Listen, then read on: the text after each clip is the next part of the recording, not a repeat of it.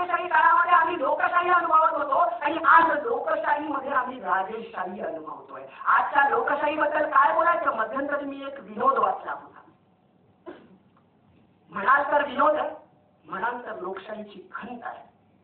एक छोटा मुलगा असतो, एक 3री 4थीला असेल, घरी येतो आणि बाबांना विचारतो, बाबा बाबा मला लोकशाहीची व्याख्या सांगा, गुरुजींनी उद्या गृहपाठात लिहून आणायला सांगितले. बाबा म्हणतात, लोकांनी लोकांच्या हितासाठी चालविलेलं लोकांचं राज्य. अहो बाबा, ती व्याख्या नाही, ही तर आमच्या नागरिक शास्त्राच्या पुस्तकात आहे. ती जर आमच्या गुरुजींना चालत असती तर मी तुम्हाला कशाला विचारलं असतं? आमचे गुरुजी काय काय लोक चालवतात आणि म्हणतात उदाहरणासहित तुम्ही तुमची बनवून आणा. बाबा म्हणतात, अरे तुम्हाला तुमची व्याख्या बनवायला सांगितली तर मग बनव ना. अहो बाबा, काहीतरी मदत करावी.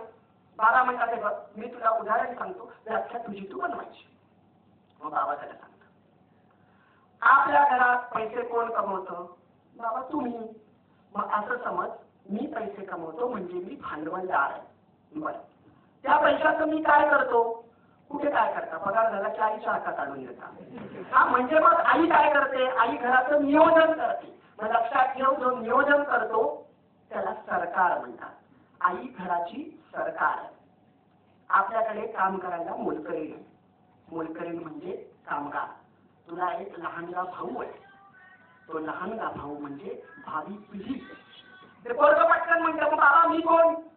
बाबा विचार करतात, हा राहिला नाही का तू ना, तू म्हणजे सामान्य जनता, कारण जी उडते सुरते राहते ती सामान्य जनताच असते. आता सामान्य व्याख्या बनव. हे पोरगं विचार करतं, बाबा पैसे कमवतात भांडवलदार, आईकडे देतात, आई नियोजन करते म्हणजे सरकार, मोलकरीण काम करते म्हणजे कामगार, आपला छोटा भाऊ म्हणजे भावी पिढी आणि मी म्हणजे सामान्य जनता. असा विचार करत करत करत करत त्याला झोप लागते आणि लक्षातून तयार झाले नाही म्हणून रात्री काहीतरी 1-1:30 वाजता त्याला जाग येते. आणि जाग आल्यानंतर तो कानोसा घेतो तर त्याला कोणाच्या रडण्याचा आवाज ऐकायला येतो. बघतो तर त्याचा छोटा भाऊ रडत असतो. आता छोटा भाऊ रडतोय म्हणून तो आईकडे पाहतो की आई कुठे आहे, तर आई कानावर हात ठेवून झोपलेली असते. बाबा कुठे आहेत म्हणून पलीकडे आईच्या बाजूला बघतो तर बाबा दिसत नाही. परत हा कानोसा घेतो, मोलकरणीच्या खोलीत बाबांचा आवाज ऐकायला. असा जागा राहतो, थोडा वेळ पुन्हा झोपी जातो. सकाळी उठतो, बाबा चहा घेत असतात. बाबा विचारतात, लोकशाहीची व्याख्या तयार झाली का? हा म्हणतो झाली. सांगू का? म्हणजे सांग. पोरगं आता लोकशाहीची व्याख्या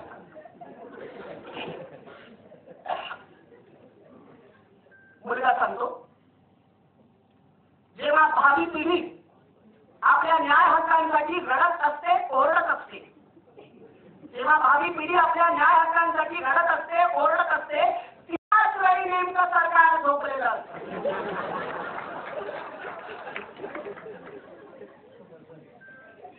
आणि सरकार झोपलेलं आहे या संधीचा फायदा घेऊन भांडवलदार वर्ग कामगारांचं शोषण करत असतो.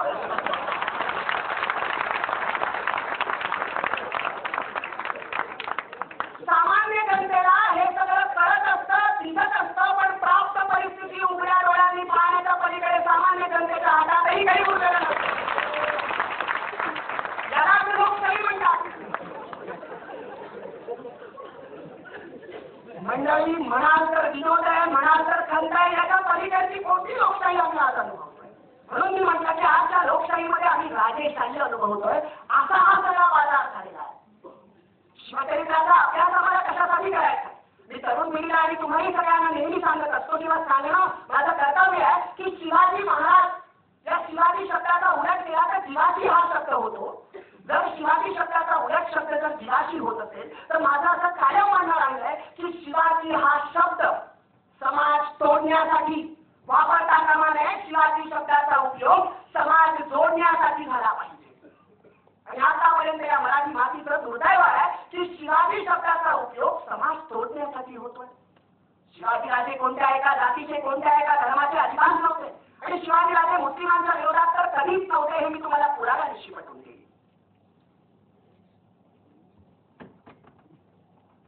इब्राहिम खान तोफखान्याचा प्रमुख मुस्लिम होता. गजासरन दौलत खान आरमाराचा प्रमुख मुस्लिम होता. ज्या शिवाजी महाराजांचं चित्र मीर हासनला काढलं तो मीर हासन मुस्लिम होता.